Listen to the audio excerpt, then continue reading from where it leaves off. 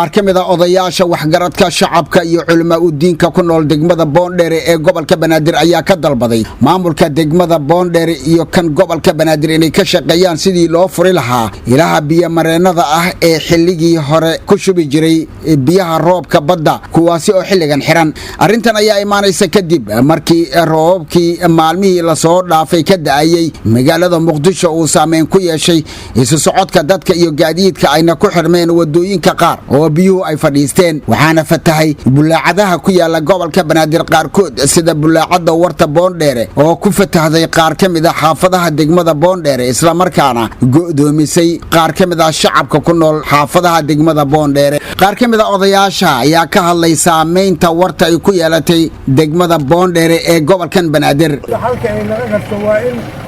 lagu daraa waxa bulaacada ka jirta horaya bulaacada ka jira meel bulaacada biyaqada oo badda ku shubaan hore ka jira waa in laga dabageeyo safarada Talyaaniga waa in la dhaafiyo saasa codsanaysan soo inta soo codsanaysan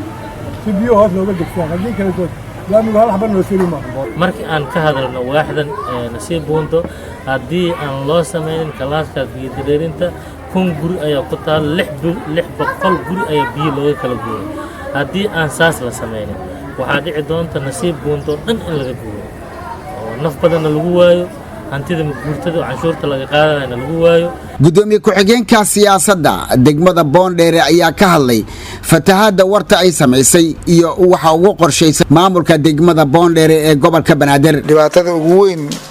halkan hadda jeerta oo qolka Banaadir hadda hal habeen oo daayay ka dhacday waa degmada albaabkeeda laga celinayo marka fartamada nimanka keenay in motor la keeno biyaha wataaka ugu tuuro waa ajir farab badan markii booyadii qarab badan ku bixi jiray $100 halka biyaha yaraan la cunbay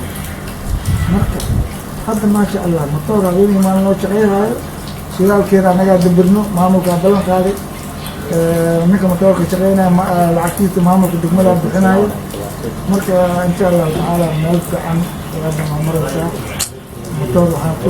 ku hawlay karnaa ilaahay idinki oo shaqeynaayo inay biyaha u tuuraan xawataako waa qorshaha horaan uga hadlay oo biyo tuurada waa wadnaa oo in badda lagu shubo xawataaka loo diraa kadibna badda ku shubtaa laadimidan biyo fariitiga ah oo kaneecada iyo baalaha iyo cudurka ka dhalanayo taas runtii waxaan u kaashanaynaa ilaahay subxaanahu wa tacaala u kaashanaynaa